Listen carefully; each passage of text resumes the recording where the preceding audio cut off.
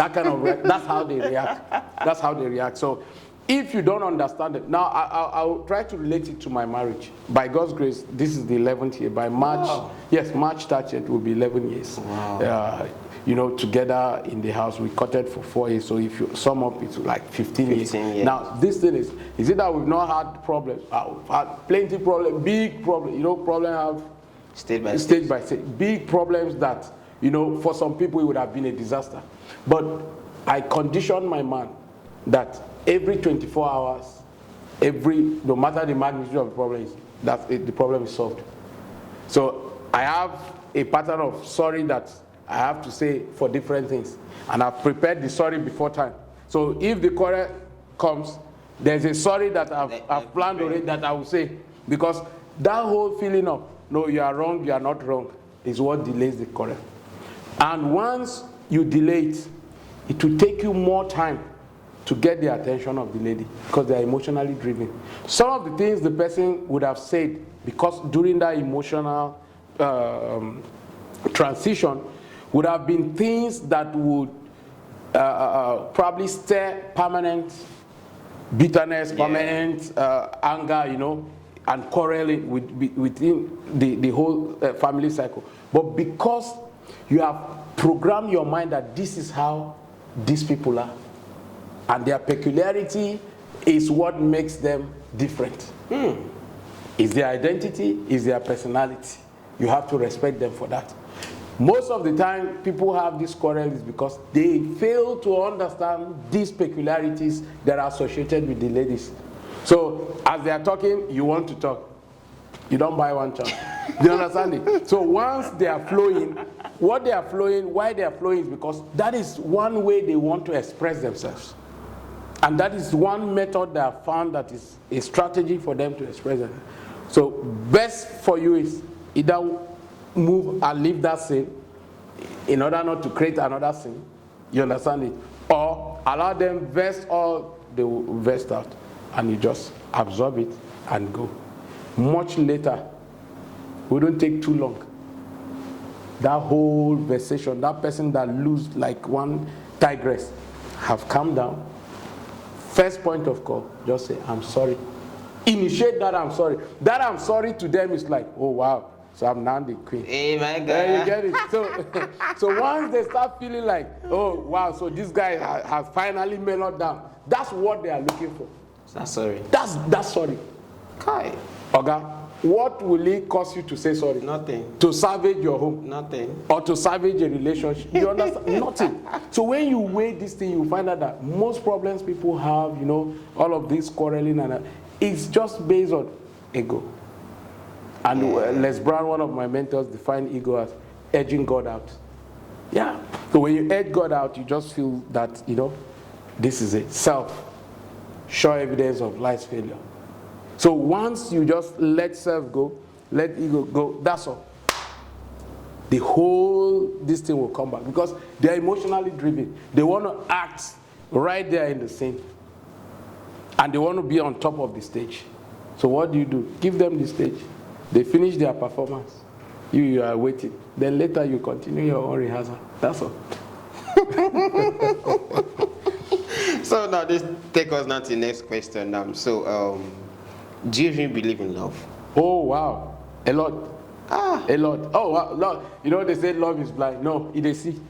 The eye open as in, yeah. You know the thing is, there's infatuation, there's love.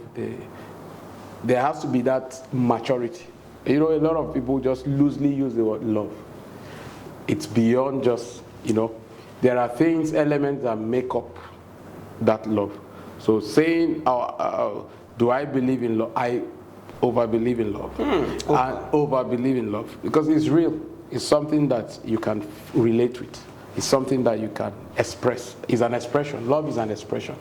Now, for you to be able to express love, then you must love. It's not something that you will fake. If you don't love someone, no matter how you try to fake it, it cannot be real. It can't be real. Now, even when you love someone, now I'll just push it back to you. Your wife to be now, there's deep love between you guys. I presume so. Now, when you think about that name, the mental picture of her picture comes to your mind. It's the love connecting. Yes. But there are people that you think about their name, not as in nothing. You continue with your gist. But immediately you think about her, or you see, just a mental picture of her flashes your mind. You begin to connect with her as if she's there. There's something that is driving that, is the love. Infatuation, just mere lust, wouldn't drive that. And any time you hear that, oh wow, something happened, or you are too concerned about her, that is tied down to something. It's the love that is bringing all of those triggers. So love has a trigger. That's number one. It has a trigger. And that trigger is what pushes your mind towards the person first. Not the physique, not anything, but that natural tendency that there's a connect, is an internal connect that is connecting the two of you. You get it. So people love for different reasons, yes. That's true. But something must connect you to the person for that love to be manifested. Wow. Yes. There must be something that connects you. Compatibility is one. You feel, oh wow, that whole, when the person is there around you, you just feel like relaxed, you just feel happy, you feel, you know, it's more like this song by Senior Pastor, Naked and Not Ashamed, when it's with God, you know. That's how love feels. Like you can do anything and you're not feeling like, oh wow, somebody's looking at you. That's what love can do. You're comfortable. Yeah, absolutely. You're comfortable, and you know, you just feel that sense of coverage and defense. That's another thing. There's that security. You can leave your water open and go and come back, and you're not thinking of anything negative. Yes, it's that love that brings those. Wow. So you know, you're a coach. Yes. Recently, you bagged a degree of doctorate degree. This recently. So I want you to tell us, the viewers. So what links to your books make you to go back? I know you made a mention that when you were in secondary school, you loved book. Book. So now, what make you now to go and write 6 books? Yes, I'm working on some now. Apart from that, we're working on some now. Wow. About 3 thereabout. Yeah. Wow. So now, tell me. I know you have impacted a lot of people, including myself. Yeah. Oh wow. Including myself, because one of the book I read that they touched your mind. Yeah. You know, because sometimes you need to. This mind needs to change. You think your mindset. Think a reset and rethink. Understand? You need to rethink your mindset. So I want us to go back a little bit. Tell us a little bit story about what happened and how the whole book started. Okay. Wow, great. Now I'll tell you. You know, back then from primary school, I've always loved writing. Yeah, I've always loved writing because I've always been a leader. Yeah, so. Early secondary school, I used to copy notes for my friends. Wow. I'll collect 13 naira, 14 naira. Then, for notes, you know, we submit notes at the end of the term. So some of them don't come to class, or they come to class, they don't copy. So when we want to submit those notes, their books are blank. So I will have to copy 40 leaves overnight. Yes, I won't sleep. I'll copy it overnight for that 13 naira, for that 14 naira. So the writing has always been part of me. And you know, from neuroscience, writing is a psychoneural activity that helps with retention and memorization. So the more I'm writing, the more I'm retaining. You know, so the passion for it started way back then. Secondary school, then university days, remedials 99, I remember. Back then, University of Maiduguri. They called me Mr. Summary. In fact, I won the award consultant geologist in my sets, because what I do normally is, when I gather handouts, I will now summarize them, small, like chokes. But we use them to read, not for the exams, like to go into the exam with them. No, but that's what we study. So my friends, that's what they rely on. So I'll get these bulky handouts, read them, internalize them, get past question papers, summarize them, then create my own handout. So when I go to class for lectures, I just go for lectures, come back to my own stuff. That's what I read for my exam. So even if the book is 80 leaves, I will summarize it to maybe like 10 pages. And I didn't know that all these things that I was doing there was creating way for what I'm doing now. Now, I do business plans, feasibility studies for organizations. Now, when I do abstracts, when I do executive summary, like if I'm doing a business plan, the first thing I do is the executive summary. After compiling all that I need to compile, then that's usually the last thing you do. But because of how I've gotten used to the summary, I put out my executive summary. Then from my executive summary, I now expand the financial plan, the market analysis, and every other location analysis, and every other thing that I need to do. 4-page of summary for something that would have been like 50 pages. Yes, so I learned it from there, that time. Then abstract for projects, for write-ups, I do my abstract. So most times when you see my books, or when you read my books, you will see the minimum introduction you will see is 3 pages. Now, if you can read that introduction, you've read part of the book. More like you just know where you are going to in this book. So it gives you that hunger to want to delve into, yes, an insight, because I've touched every chapter in that book in that introduction. So that started way back then. So it's a culture that I would encourage people to do. And you know, one thing it does is, most of my, if I'm to stay here for 5 hours to do like a training, I don't use slides, I don't use books. Why? My slides are here, I prepare my slides here. So anytime you meet me, hardly you meet me not writing.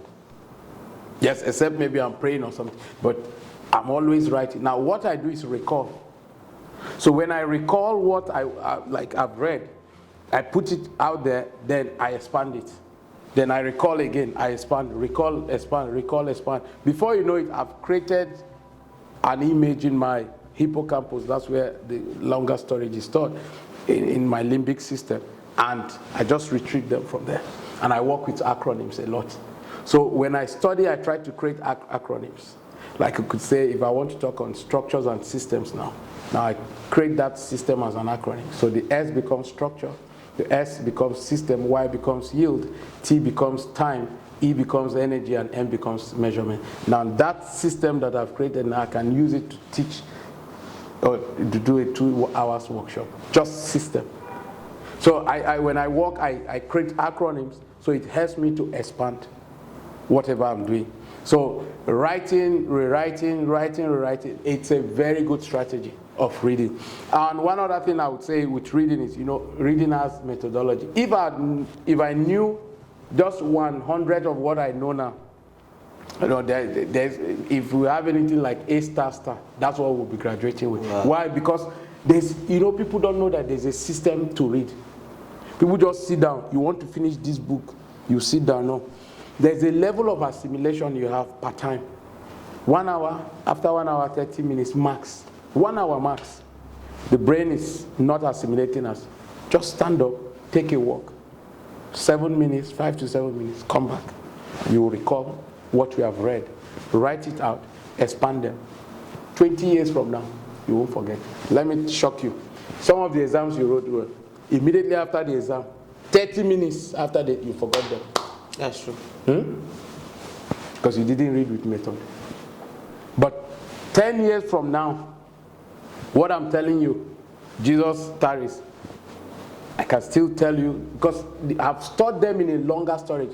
Now most people store in the prefrontal cortex, They're just there. They're just there. Short, like phone number, somebody calls the phone number for you. You can just pick the 5 digits immediately. It stays there. It's short-term memory, prefrontal cortex. But once you move it to the limbic system in the part called hippocampus, it stays there a longer time. So that's where you just keep retrieving it from. So it's good. It's a culture that you need to. It doesn't happen one day. You just keep doing it. So that repetition will enhance the retention that you need to have. But it's a good thing. Once we are able to, I have a school, by God's grace, the school is 2 years old now. Wow. Yeah. My wife runs Asafite School, the Asafite School, yeah. So in Karusite. Wow. So my wife runs it more. So some of the things we brought into the curriculum, we run like British Nigerian curriculum. But outside the stereotypic curriculum, we have our own curriculum that we infuse into the system. Like I say to people, we never had a public speaking class. All all through primary, secondary, university. But can you imagine life without communication? No, it's not possible. So an A student that doesn't know how to express or communicate, what is the point? You get it? So some of these things are things that you infuse into the system that will help these younger ones. They have more confidence. My youngest child, she'll be 4 this year. The way she expresses herself, sometimes it baffles me, the kind of things she says. Like I'm wondering where those things come from. You know.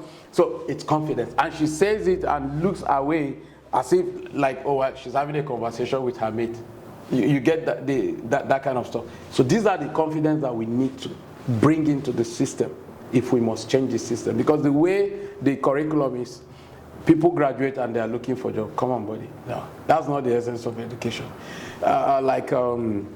Thomas Carlyle would say, democracy is a pathetic belief of wisdom of collective ignorance. Yes, Albert Einstein would say education is not the learning of facts, but the training of the mind to learn new things and to do better and to think better. Now, it's important that we take that second part, which is training of the mind to think better, to do better, not the learning of facts. A is for apples, so what? You get it. You can sing it, you can memorize it. What will it change? Nothing. But if the child can be creative, you know, one of the enemies of creativity and future possibilities is tradition. This is how we used to do it. This is how we did it back then, you know. That has kept our education system where we are. Let me give you a shocker. Now, if you look at the Chinese people, you see them, young primary school students, manufacturing all these gadgets we are using. They can't speak one English. We can chop this English like what? They add diction, add phonetics to it.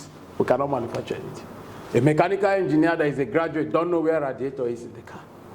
Yes, tell him to put water. He might put water where the oil is. Yes. Why? We are putting more emphasis on tradition. You get it? The energy we use in learning the English language, if we divert part of that energy into learning the main thing that we're learning, like the practical aspect of what. You see them from Czech Republic, from China. They don't know English. What they do is their language they use. But they are the consultants, they are paying millions. You understand what I'm saying?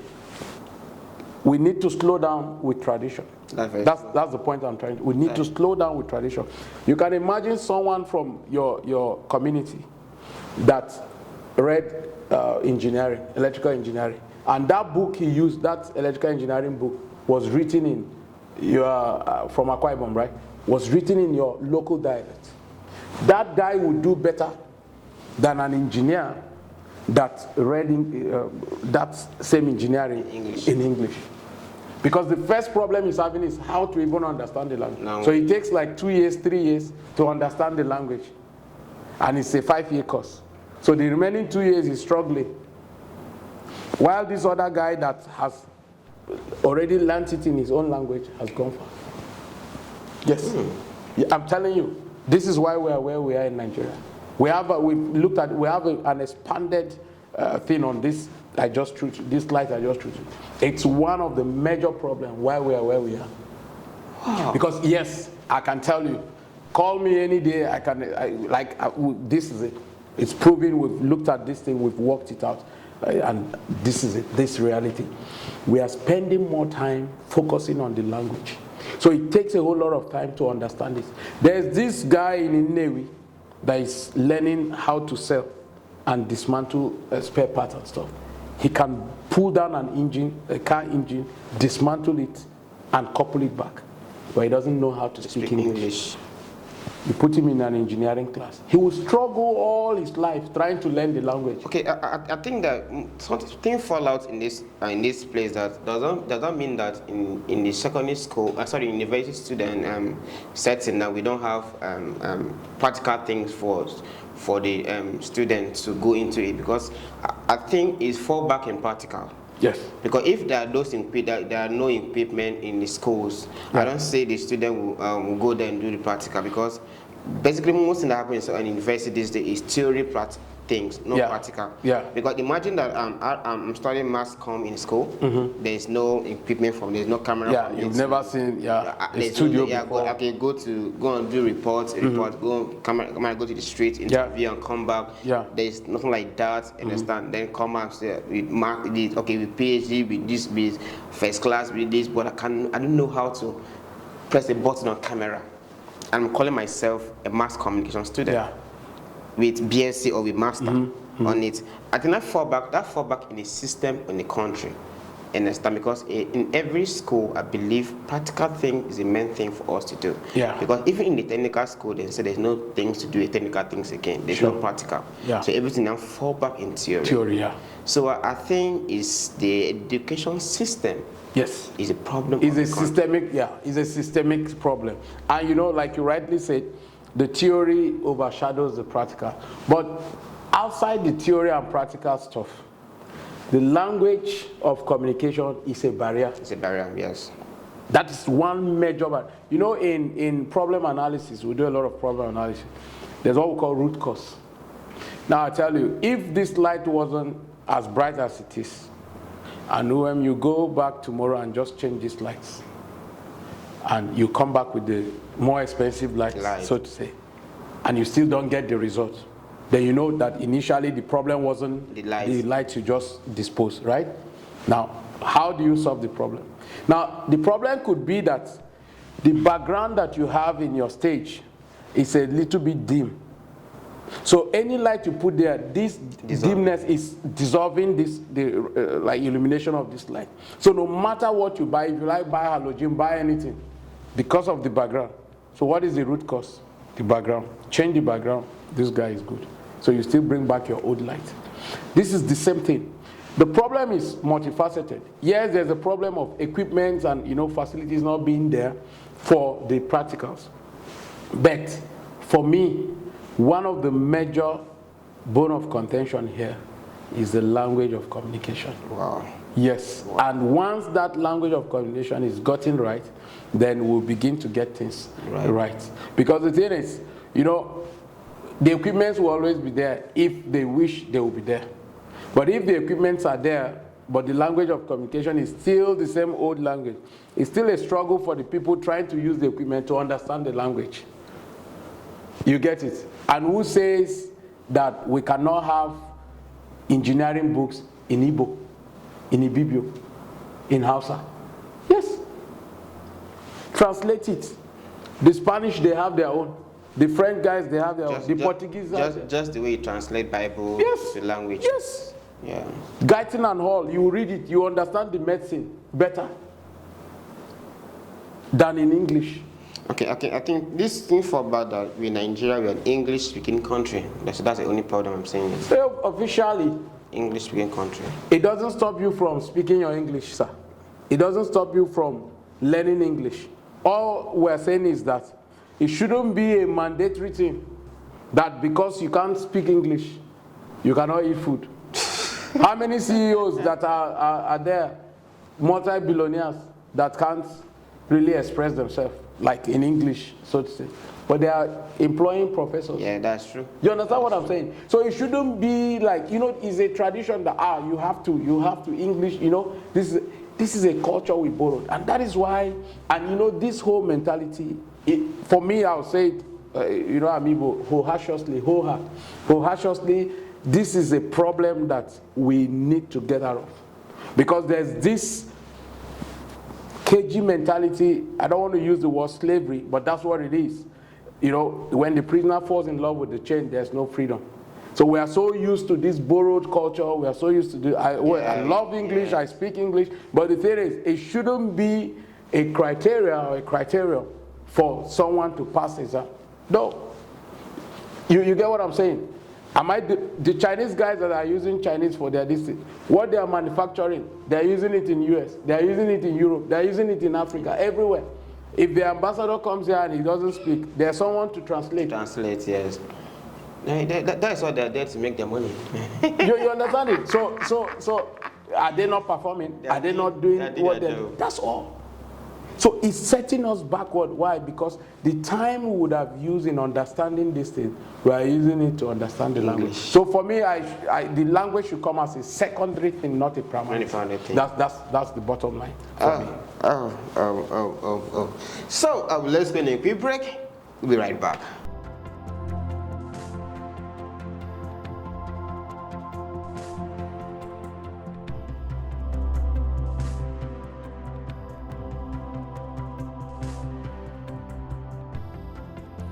Welcome back. You can see the today episode is just hot and boom, boom, boom, boom, boom. I know you can say, why did I go to break? Why did I go to the break?